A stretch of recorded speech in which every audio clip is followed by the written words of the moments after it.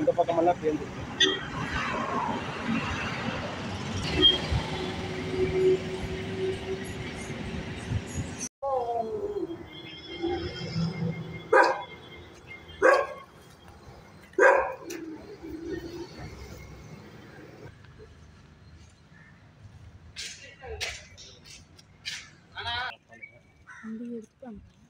கம்பி எடுத்தாச்சு.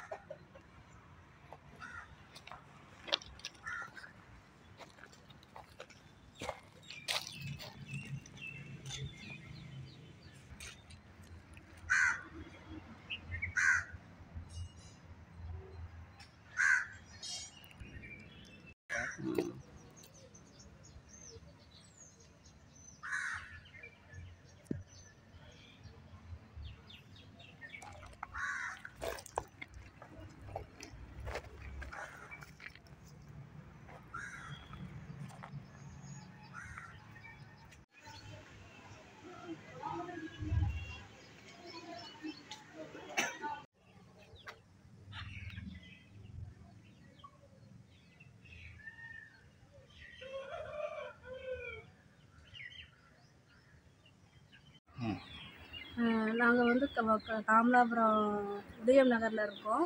நாங்கள் வந்து இந்த இடத்துல வந்து வாடகைக்கு தான் குடியிருக்கோம். கிட்டத்தட்ட 18-19 வருஷமாக அங்கே இருக்கோம். ரோடு போட்டாங்க, எல்லாம் கல்லெல்லாம் மறுபடியும் பெயர்ந்து எல்லாம் கல்லுக்கெல்லாம் தெரியுது. நாங்கள் இந்த இடத்துல வந்து நிறைய பேர் குடியிருக்காங்க. ஸ்கூல் போகிறதுக்கு குழந்தைங்க நிறைய பேர் ஸ்கூல் போகிறதுக்கு வரதுக்கு ரொம்ப சிரமப்படுறாங்க. கீழே விழுந்துடுறாங்க. எனக்கு கூட 2 வருஷத்துக்கு முன்னாடி கீழே விழுந்து கால் உடஞ்சி கிட்டத்தட்ட 1 லட்ச ரூபாய் செலவழிச்சு. அதுபோல் நைட்டில் வரும்போது வெளிச்சம் இருக்கிறதில்ல.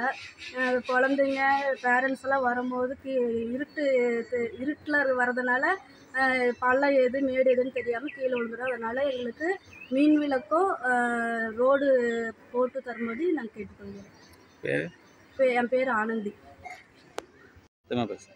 சேலம் மாவட்டம் ஓமலூர் வட்டம் காமலாபுரம் கிராமத்திலேருந்து நான் பேசுகிறேங்க.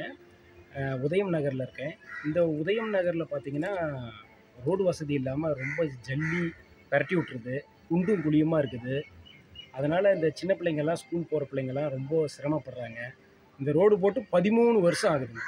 13 வருஷத்துக்கு அப்புறம் இன்னுமே ரோடு போடாததுனால சின்ன பிள்ளைங்கள்லாம் போகும்போது வரும்போது ஜல்லி பரட்டி விட்டு கீழே விழுந்துடுறாங்க.